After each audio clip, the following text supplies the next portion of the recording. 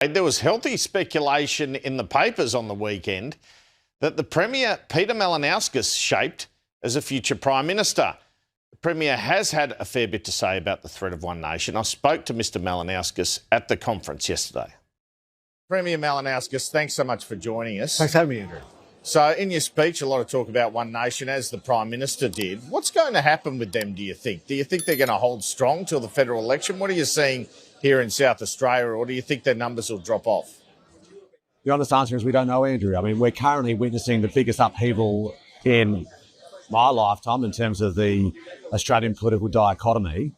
And I don't think anyone really knows how this movie is going to end. I mean, to be frank about it, in our state election in March, for me, it would have been incomprehensible only a few months ago that another party would outpoll the Liberal Party. Yeah, that's what occurred. So let's wait and see. I mean, I, for one, think as people start to, narrow their focus and seek to make a choice between major political parties, though they are interested in policy, and as yet we haven't seen much substance to One Nation's policy, which might represent a bit of a challenge for them, but time will tell. You've now attacked them both post-election and on Thursday in your speech, and you used the term ill-discipline and part of an erratic world. Are you risking your own deplorable moment there if you go too hard? No, I was actually saying that in the lead-up to a quip that I made, just to bring a bit of levity to the room in what is otherwise a very serious conference. I use those remarks just reflecting the global environment we're in. Yeah. But what I said in respect to One Nation is, cracked a joke that you can't govern your dog, you can't govern the country. But my remarks and my approach with One Nation has always been to avoid at all costs any sort of suggestion that we should be diminishing or looking down upon those people who might be attracted to One Nation for very good reasons. In fact, I, for one, hate the idea of, and I've seen this on the progressive side of politics and sometimes, just to bandy One Nation supporters as being racist, when I actually think the opposite is true more often than not. What do you think's driving people there then? I think a sense of frustration. I think in an environment where people's living standards they feel as though are going backwards, because in some instances they are, right? There's a sense of frustration at the status quo, and that invites, an attraction towards simplistic and populist solutions. The truth be told, of course, that populism and simplicity to deal with complex problems more often than not doesn't get you very far, and there lies in the challenge for One Nation, but also the challenge for the Labor Party to demonstrate that point of difference and make sure we have our own public policy offering that is in response to them, but rather in response to the needs of the nation. I think that's what you've seen focused on at this conference over the last few days. All right, I wake up Saturday morning in Adelaide and two mainstream papers are suggesting you as a possible future Prime Minister. Are there any circumstances where you would consider going federal? No, because I feel as though I'm making a contribution to the Federation by getting South Australia firing on all cylinders.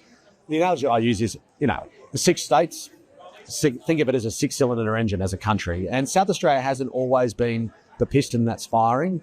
Now we are. And I hope that makes a contribution to the country as best as I can. I enjoy the opportunity to be here amongst my federal colleagues. We do a lot of good work together, but my focus and my responsibility is on my home state and bringing it up to the full potential that I've always believed it's had. What if you were drafted, though? What if some senior Labor people sort of said, look, we think you're the best successor to Albanese? That would have to tempt a guy like you. No, because I look at the federal front bench and I see a suite of talent, a suite of genuine leadership capability. And so any way I can support them, I'd love to. But I think the party's in pretty good hands with Anthony and with the Prime Minister, and you've seen his authority very much on display over the course of the last few days, and long may that continue. It's brought stability and unity of purpose, and I think that's essential in the current environment we're operating in. If you are enjoying this channel, hit that subscribe button and tap the notification bell. Over 96% of you watching right now have not subscribed yet, and that is genuinely wild to me. It costs nothing, takes 1 second, and it means the world to this channel. Thank you. Now back to the show. This brings me to my next question. So, I mean, I've done a lot of these, particularly covered New South Wales ones, federal ones. I've never seen hardly a debate happen. And, is this really what the Labor conference is about? I mean, we're hearing even Ed Husick, he couldn't get a seconder today on his Palestine motion. It really looks like, the the factional heavyweights have done the business here to stop any sort of dissent or any disunity shown. What should the general public make of that? Well, the misinterpretation would be to suggest that there isn't debate.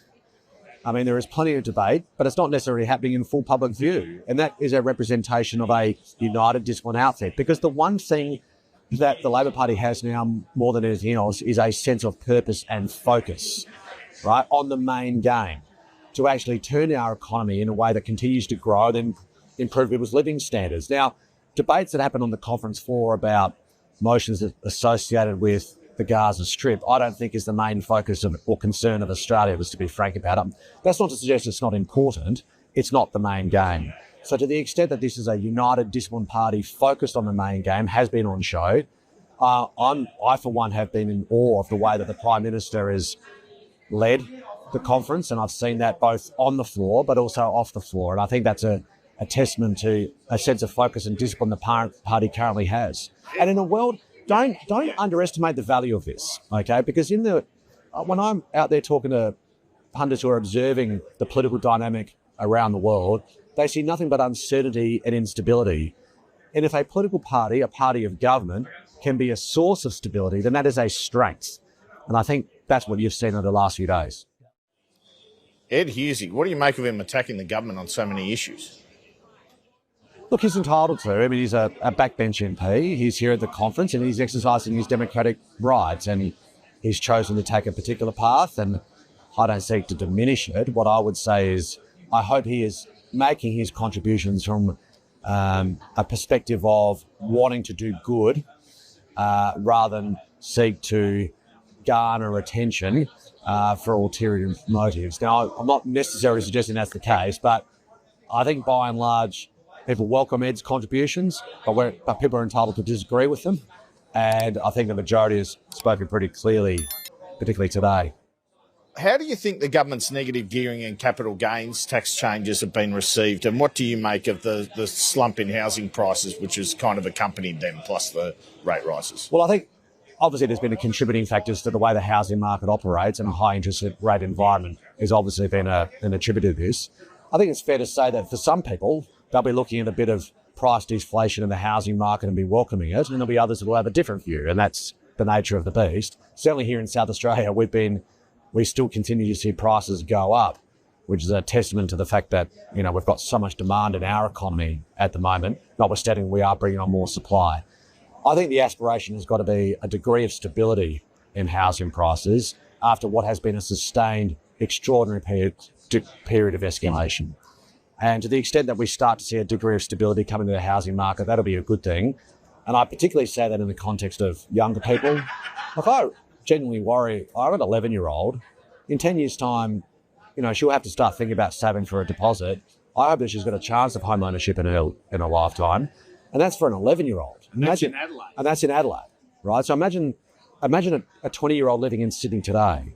So just having a degree of stability here and giving those people a sense of aspiration and hope, I think it's actually not just important for them individually, it's actually pretty important for our social compact, which housing has always been home ownership has always been a very important part of that in our country. So, here is a sentence I never thought I would say.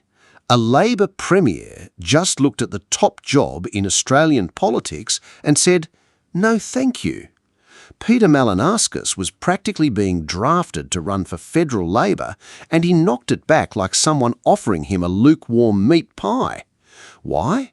Because he believes South Australia is a piston firing in the 6-cylinder engine of this federation.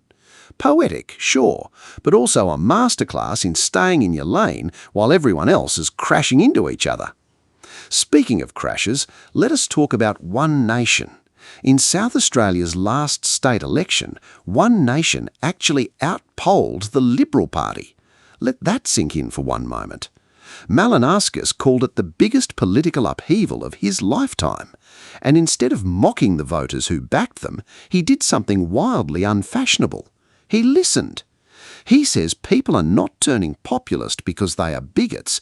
They're turning populist because their wages are stagnant, their bills are climbing, and their trust in the old parties has evaporated faster than a puddle in the Adelaide sun.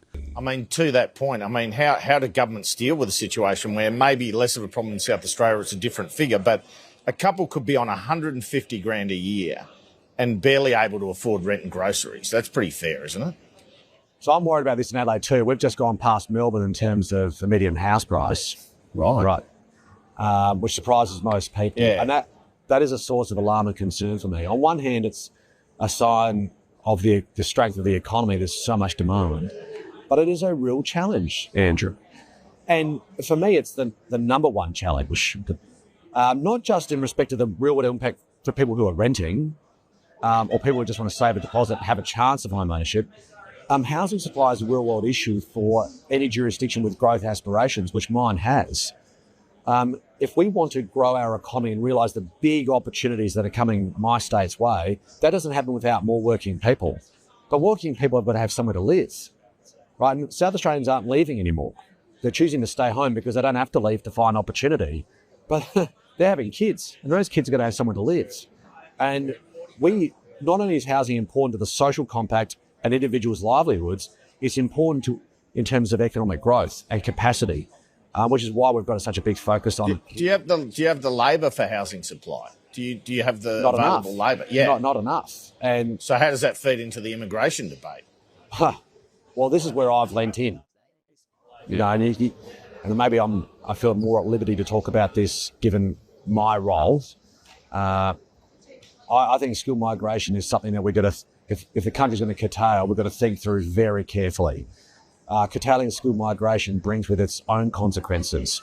We need more people coming here with the capacity to build homes. We need more people coming here with the capacity to work in the health sector and aged care. And if we turn that tap off, there'll be a price to be paid. And that's why I don't support the idea of a emotive debate around migration. I'd rather a more pragmatic one. And a controlled one. And that's where I think the rise of populism may yet have some profound consequences for the country. Just finally, a lot of talk about artificial intelligence. Do you think the Labor Party would ever accept a nuclear industry to help power that? Well, I've been pretty candid about my views around nuclear over time, and that's caused some sort of anxiety in some quarters. For me, nuclear power has an important role to play globally. It is a form of baseload power that has zero carbon emissions. I mean, it's almost good for the environment in that respect. The question is whether it's economic, Andrew. And all of the evidence has made crystal clear, countless independent assessments have made clear that nuclear power in an Australian context is uneconomic.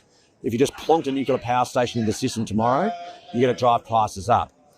Now, if the nature of the economy changes and the demand profile changes in a way that moves the needle on the economics of nuclear in the context of Australia, then I would have a pragmatic view about that.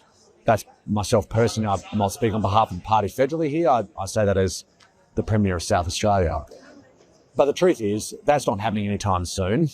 What we know is that we need, if you look at it economically alone, the best form of power in this country is renewables backed up by natural gas, firmed by natural gas generation. And the policy we've got in South Australia pursues that and will continue to, invoke that accordingly.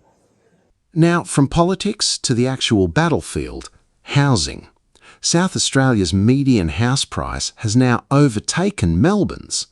Adelaide, the city famous for churches and murders, is now pricier than Melbourne's inner suburbs. Malinauskas is not just blaming interest rates, he is pointing at a genuine shortage of construction workers, which drags us straight into the migration debate. And here is where it gets spicy. While plenty of politicians treat migration like a dirty word, Malinauskas treats it like basic arithmetic. No workers, no houses. No houses, no future for his own 11-year-old daughter trying to buy property one day. He's not being sentimental, he is being blunt about supply and demand. Then there's nuclear energy, the topic that turns question time into a wrestling match. Malinauskas says sure, nuclear works overseas, but here in Australia it is currently about as economical as building a snow resort in the Simpson Desert. He's backing renewables and gas instead, because the numbers say so, not because it sounds trendy on a bumper sticker. What ties all of this together is a refreshing, almost suspicious honesty. No grand slogans, just evidence, trade-offs, and a premier betting that competence beats charisma. Thank you so much for watching, and I will catch you in the next one.